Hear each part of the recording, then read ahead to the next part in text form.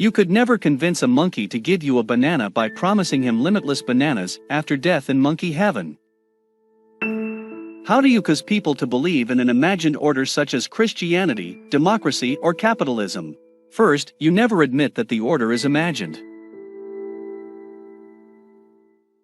Culture tends to argue that it forbids only that which is unnatural. But from a biological perspective, nothing is unnatural. Whatever is possible is by definition also natural. A truly unnatural behavior, one that goes against the laws of nature, simply cannot exist, so it would need no prohibition.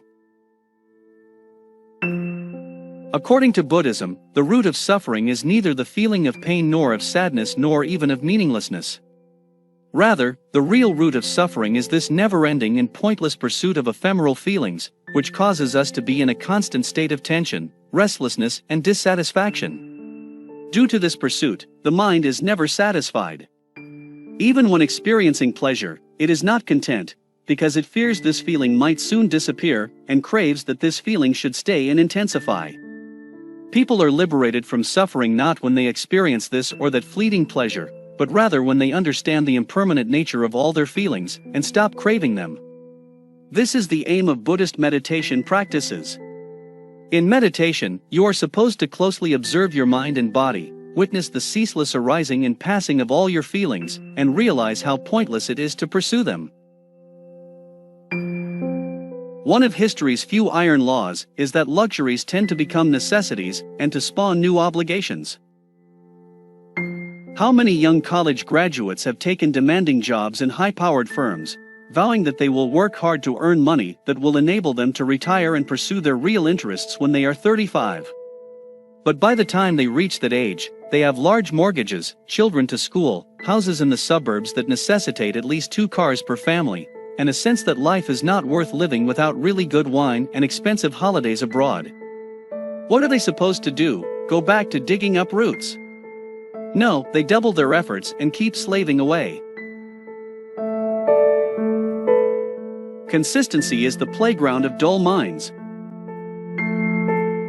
History is something that very few people have been doing while everyone else was plowing fields and carrying water buckets. Biology enables, culture forbids. We did not domesticate wheat. It domesticated us. The romantic contrast between modern industry that destroys nature and our ancestors who lived in harmony with nature is groundless. Long before the Industrial Revolution, Homo sapiens held the record among all organisms for driving the most plant and animal species to their extinctions.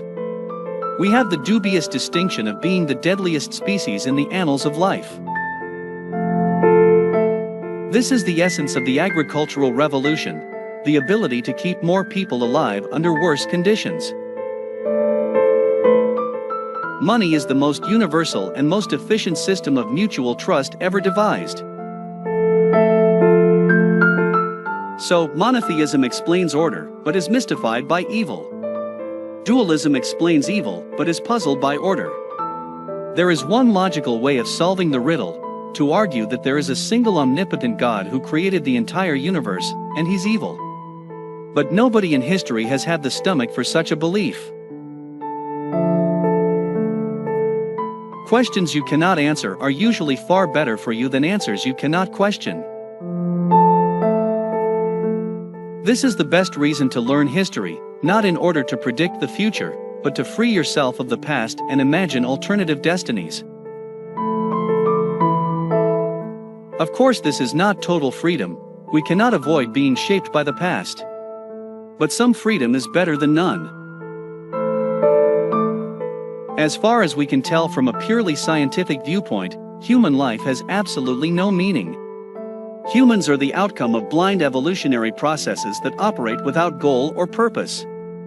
Our actions are not part of some divine cosmic plan, and if planet Earth were to blow up tomorrow morning, the universe would probably keep going about its business as usual.